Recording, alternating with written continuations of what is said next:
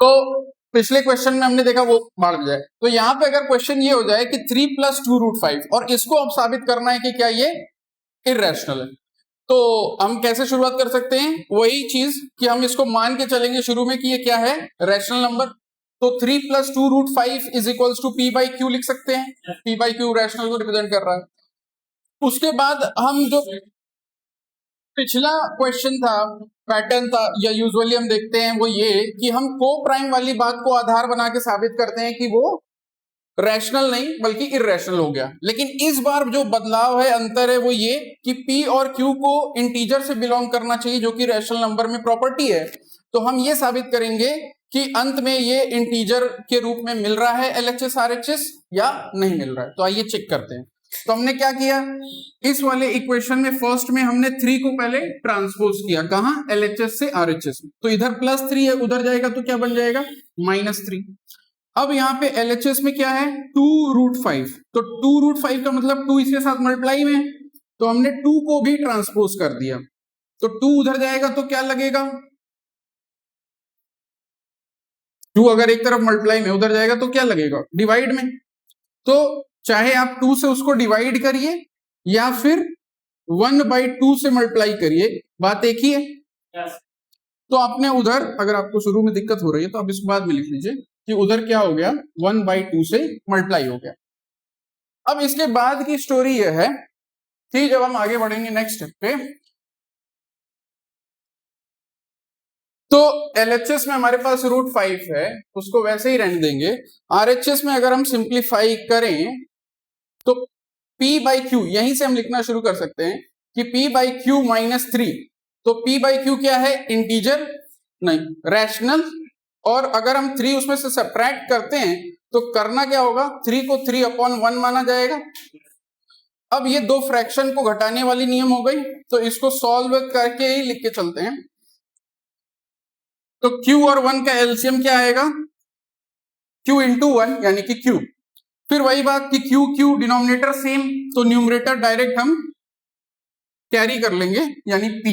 फिर बीच में माइनस तो माइनस, q का 1 में डिवाइड तो q मिलेगा, q को 3 में मल्टीप्लाई तो बन जाएगा 3q। p एक इंटीजर है, q एक इंटीजर है, 3 एक इंटीजर है। इंटीजर में इंटीजर का मल्टीप्लाई हो तो कैसा नंबर होगा, इंटीजर। तो इंटीजर में से इंटीजर घटाओगे तो कैसा नंबर होगा, इंटीजर। यानी अभी भी न्यूमरेटर जो है वो हमारा इंटीजर से बिलोंग कर रहा है और डिनोमिनेटर भी क्या है, इंटीजर से बिलोंग कर रहा है। तो अभी भी ये क्या है, रैशनल नंबर है। चाहे तो आप इस बात को ब्रैकेट में लिख सकते हैं कि integer minus integer upon integer, तो रैशनल। उसके बाद 2, तो 2 जब इधर आया, यहां पे आप कह लीजिए कि 2 अभी है, 2 जब इधर आया तो इधर क्या बन चुका है, p -3q अपॉन q। और इसमें 2 का डिवाइड करना है क्योंकि 2 उधर क्या था, मल्टीप्लाई। तो 2 का डिवाइड चेंज हो जाएगा किससे, मल्टीप्लाई से। तो क्या हो गया, इनटू 1/2। ये हमने पढ़ा ही नहीं, हम डिवाइड मल्टीप्लाई और नंबर रेसिप्रोकल। अब हमने न्यूमरेटर का न्यूमरेटर से कर दिया, तो p -3q × 1, उसमें कोई चेंज आएगा, नहीं आएगा। 1 से मल्टीप्लाई करो तो वही आता है। डिनोमिनेटर में q × 2, तो वो क्या बन जाएगा, 2q। LHS में क्या चल रहा है, √5। अब ध्यान दीजिए, तो p -3q, इसको हम ऑलरेडी एक्सप्लेन कर चुके हैं कि ये क्या है, इंटीजर है। डिनोमिनेटर में फर्क क्या आया, पहले q था अब 2q हो गया। क्या 2 इंटीजर होता है, हाँ। क्या q इंटीजर था, हाँ। तो इंटीजर इंटू इंटीजर क्या देगा, इंटीजर। ये है आपका क्लोजर प्रॉपर्टी। तो ऊपर भी इंटीजर और नीचे भी इंटीजर, i/i को ये मेंटेन कर रहा है, ये आपके केवल समझने की।